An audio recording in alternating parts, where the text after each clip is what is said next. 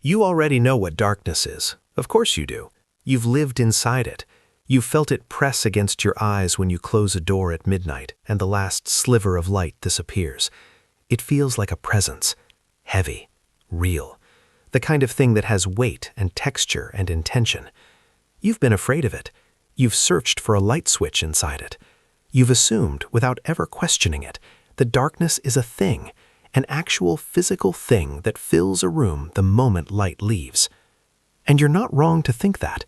Every single person on this planet thinks that. But here's the number that breaks everything. 299,792,458 meters per second. That is the speed of light. And the moment light stops traveling at that speed, the moment it gets absorbed, blocked, or simply never enters the room, something happens. Something you have felt 10,000 times. You call it darkness. But what exactly is it? Not what does it feel like, not what does it look like. What is it? If light is a physical thing, if photons are real particles with real energy and real measurable mass equivalents, then when they leave, what stays behind? What are you actually sitting in when you sit in the dark? You cannot answer that, not yet. And the reason you can't answer it is not because the question is complicated. It's because everything you believe about darkness is built on an assumption so deep you've never once thought to question it. By the end of this video, you will never sit in a dark room the same way again. The first answer your brain reaches for is the obvious one. Darkness is the opposite of light. Simple, clean, logical. The universe has opposites everywhere, hot and cold, sound and silence, matter and antimatter. So why not light and dark? It feels almost philosophically satisfying. Light is a thing, so darkness must be its twin, a force equal and opposite, waiting on the other side of every switched-off lamp. You've probably never even questioned this framing. Why would you? It works. It maps perfectly onto your experience. But here's where physics walks in and ruins everything. Light has a wavelength.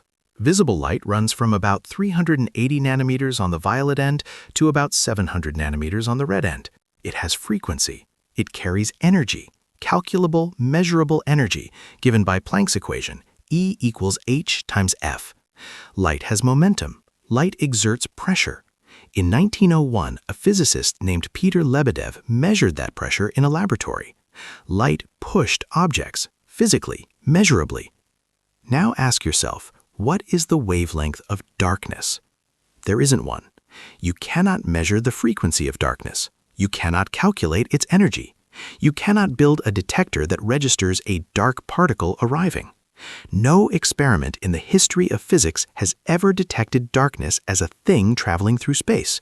Not once, because darkness does not travel. It does not radiate. It does not push anything. If darkness were the opposite of light, its twin, its equal, it would have to carry something. It carries nothing, because it is nothing. So you adjust. You're smart. You reach for the second answer. Maybe darkness isn't the opposite of light. Maybe it's what remains when light is removed, a residue, a default state, the way a room is empty before furniture arrives. The emptiness was there first, and the furniture filled it. Maybe darkness is the baseline of the universe, and light is the temporary interruption. That actually sounds more sophisticated, more physical, more correct, and it feels even more convincing than the first answer. So let's test it. If darkness were a residue, a real remaining state, then it would have to exist somewhere. It would have to occupy space in a way that's distinct from the mere absence of photons. There would have to be a dark field, a quantum state of darkness, a ground configuration of the electromagnetic field that corresponds to dark. Physicists would be able to point to it and say, there, that is where darkness lives. They cannot, because it doesn't exist. The quantum vacuum, the lowest possible energy state of the electromagnetic field, is not darkness. It is a seething, fluctuating foam of virtual particles, constantly blinking in and out of existence. The Casimir effect, measured in 1997 to extraordinary precision, demonstrated that even empty space between two metal plates generates a measurable attractive force because of those vacuum fluctuations. The vacuum is not dark. The vacuum is not quiet. The vacuum is not nothing. There is no residue. There is no leftover state called darkness.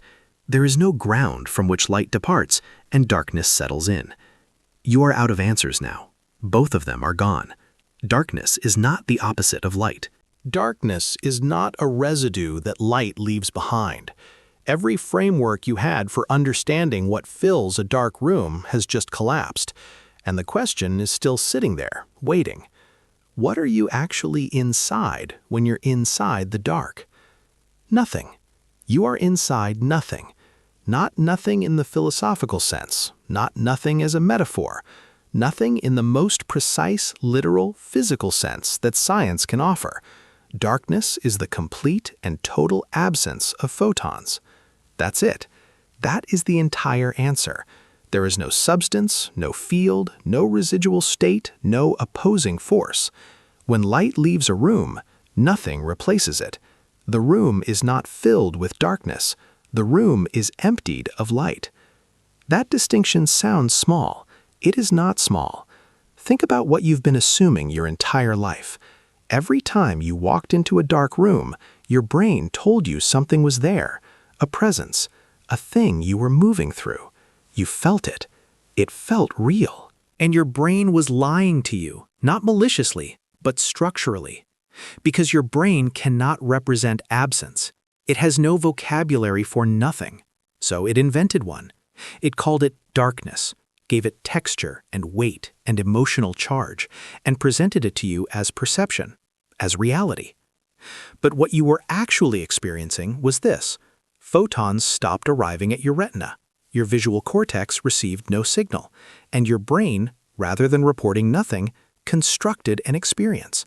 It built a sensation out of zero input and handed it to you as though it were a thing in the world. Darkness is not in the room.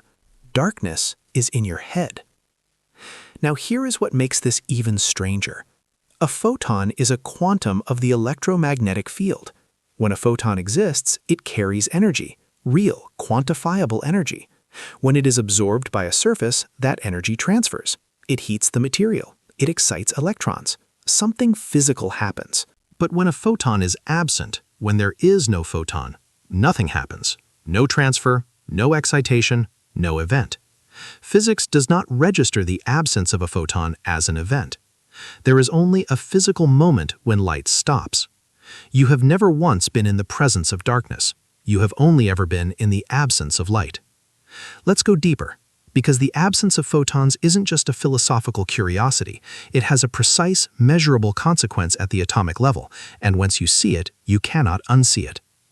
Every atom in every object around you right now has electrons. Those electrons exist in specific energy states, orbitals, shells, configurations determined by quantum mechanics. When a photon hits an atom, one of two things happens. If the photon's energy matches the gap between two electron energy levels, the electron absorbs it and jumps to a higher state. If it doesn't match, the photon bounces off. That bounce is what you call reflection. That absorption and re-emission at a different wavelength is what you call color. Every sea, every surface, every texture, every hue is your eye catching photons that electrons have just finished interacting with. Now turn off the light. No photons. No interactions. No electrons jumping between states. No energy transferred. Every atom in that room is still there. Every surface is still there. The chair, the wall, the ceiling, all of it, unchanged, present, physical. But without photons arriving and bouncing and carrying information to your eye, your visual system receives exactly zero input. And zero input, as far as your brain is concerned, looks like darkness. The atoms didn't go anywhere, the objects didn't disappear, the room didn't fill with anything. Physics simply stopped delivering information to your eye. And here is where it gets extraordinary. Your eye, the rod cells and cone cells in your retina, are not darkness detectors. They are photon detectors. A rod cell responds to a single photon. 1. The most sensitive rod cells in your peripheral retina can fire from the absorption of just one quantum of light. That is the threshold of human vision. It reports nothing, and your brain, receiving nothing, constructs the experience of dark. You are not perceiving darkness. You are failing to perceive light. Those are not the same thing, and the difference between them is everything. Follow this one step further. The signal your retina sends to your brain travels through the optic nerve at roughly 120 meters per second. Your visual cortex then processes that signal, or the absence of it, in about 13 milliseconds. So when you walk into a dark room and experience darkness, what you are actually experiencing is your visual cortex completing a processing cycle and finding no photon data to report. The experience of darkness is a computational output, a conclusion your brain reaches in 13 milliseconds. Not a sensation caused by something outside you, a verdict rendered entirely inside you. Darkness isn't a property of the room. It's a property of your nervous system's relationship to the room, and that relationship is governed entirely by electromagnetism. Every photon is a quantized oscillation of the electromagnetic field. The entire visual world, everything you have ever seen, every color, every shadow, every face, is your nervous system sampling that field. When the field delivers quanta to your retina, you see.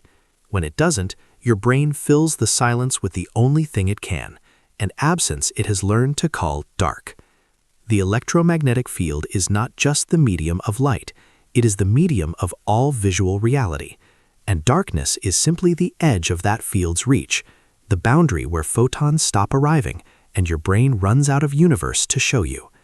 You are not sitting in darkness, you are sitting at the limit of electromagnetism. And now here is the part that should stop you completely. The same process happening in that dark room is happening inside your body right now as you watch this. Your retina is a layer of neurons. Your rod cells and cone cells are biological photon detectors made of proteins, specifically a molecule called retinol, which changes shape when it absorbs a single photon, triggering a cascade of chemical signals that travel to your brain. You are not a passive observer of light and darkness. You are a physical system that the electromagnetic field is continuously writing information into. Every moment you see anything, photons are restructuring molecules inside your eye. You are being physically rewritten by light continuously every second you are awake. And when light stops, when the photons stop arriving, the rewriting stops, the cascade stops, the signal stops, and your brain, this extraordinary, desperate, meaning-making machine, refuses to report nothing. It constructs an experience from zero input and calls it darkness, and hands it to you as though it were as real as the chair you're sitting in. You have never experienced darkness, not once, in your entire life. What you have experienced, every single time, is your own brain reaching the edge of its input and building a story to fill the gap. Darkness is not a feature of the physical world. It is a feature of the story your brain tells when the physical world goes quiet. Let that land. He wasn't talking about physics in that moment. He was talking about what it feels like to finally see something clearly and realize you can never unsee it. That is exactly where you are right now. You have just seen something you cannot put back. The dark room you grew up in, the one that felt heavy and present and real, was never full of anything. It was only ever empty of light. And your brain made the rest up. Go sit in a dark room tonight. Not to be afraid. Not to search for the light switch. Sit in it and know what you now know. There is nothing there. The darkness you feel pressing against your eyes is your visual cortex completing a 13-millisecond processing cycle and finding no photons to report. The weight you feel is your brain constructing presence out of absence. The room is not full. It is empty. Magnificently, completely, physically empty, except for every atom that was already there, sitting in silence, waiting for light to come back and make them visible again. You are not in the dark. You are in a space that light hasn't reached yet. And that is not a poetic reframing. That is physics. If this broke something in the way you see the world, and I genuinely hope it did, share it with someone who still thinks darkness is real. Let them sit with the question for a while. The discomfort of not having an answer is exactly where understanding begins.